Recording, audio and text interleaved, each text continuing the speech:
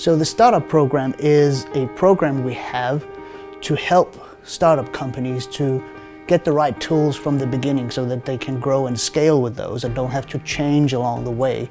And we do understand that startups don't have the money to begin with to buy the tools that they need to get from idea to finished product that they can put on the market, because they don't make any money before they get to the market. So what we do is we qualify them, because we do have to have some eligibility criteria.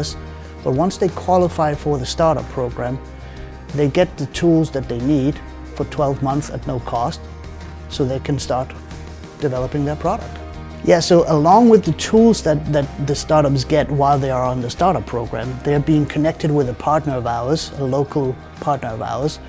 And these partners, they also offer, support and technical support, sometimes training. So we're happy to help them in that period of time to make sure that, they can investigate if there is a market for their idea and they can build a business around their idea.